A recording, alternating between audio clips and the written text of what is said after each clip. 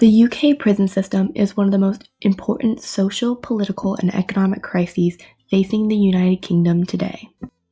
According to the UK Parliament's Justice Committee, the government's current approach to operating prisons is inefficient, ineffective, and unsustainable in the medium or long term. So you may be wondering, what exactly does this mean? What is the current state of the UK prison system? And is there anything being done to fix it?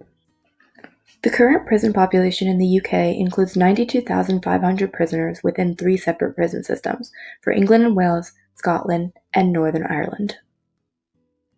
As seen on the chart, each of these systems has seen an increase in prisoners throughout the years, which has become problematic for lawmakers. Despite the increase in prisoners, prisons in the UK have experienced a large number of cuts in funding and staff since 2009. In 2010, these large cuts were accepted by former Justice Secretary Kenneth Clarke on the promise of legislation that would reform sentencing and reduce prison population sizes. However, these plans were quickly scrapped for alternative ways to spend less on prisons, including outsourcing maintenance contracts in public prisons and cutting down on social services.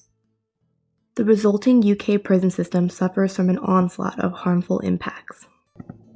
When narrowing down the view of the prison system to just England and Wales, the system with 90% of the prison population in the UK and the best available data, you can clearly see the negative effects.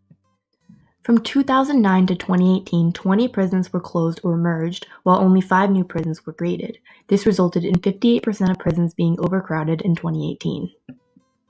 Due to overcrowding and lack of staff, prison violence has intensified with an increase in assaults on prisoners and assaults on staff. Even rates of self-harming have increased in recent years.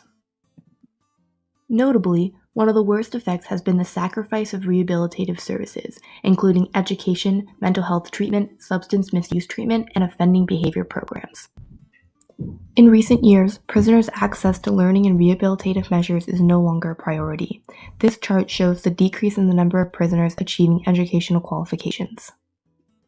As the Justice Committee stated, these conditions are neither efficient, effective, nor sustainable, especially given that within the UK, 75% of inmates will reoffend within 9 years of release.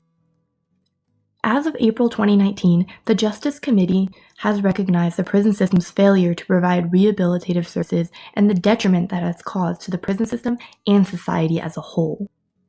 Bob Neal, chair of the committee, recognizes the benefits of community support and opportunities for offenders to not only reduce reoffending and save the prison system money, but also create a more positive and safe environment within prisons. These statements made by the UK Parliament have opened up a public debate. Going forward, the UK needs to reevaluate the role of prisons and the types of new policies necessary to improve the system. This conclusion also presents a great discussion question for the public. To what extent is the prison system a necessary fixture in society, and what are its natural limitations as a rehabilitative system?